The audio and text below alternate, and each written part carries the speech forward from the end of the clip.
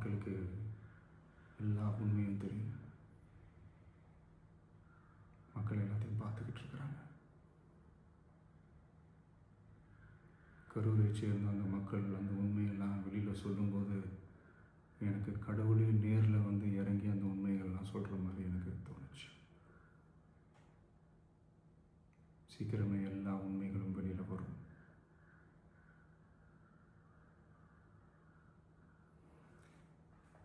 எங்களுக்கு தரப்பட்ட இடத்துல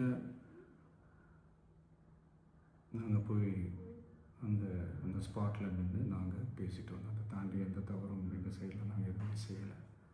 பட் இருந்தாலும் எங்கள் கட்சியை சேர்ந்த நிர்வாகிகள் தோழர்கள் மேலே எஃப்ஐஆர், அது மட்டும் இல்லை சோஷியல் மீடியாவை சேர்ந்த நண்பர்கள் தோழர்கள் அவங்க மேலே எஃப்ஐஆர்லாம் போட்டு இப்போ பிடிச்சிக்கிட்டு இருக்கிறாங்க.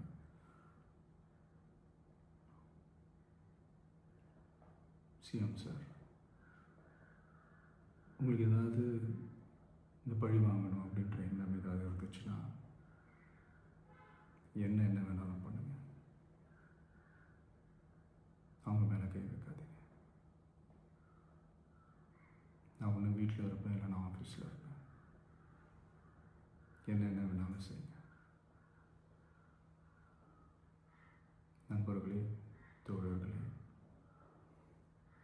நம்மளோட அரசியல் பயணம் இன்னும் ஸ்ட்ராங்காக, இன்னும் தைரியத்தோட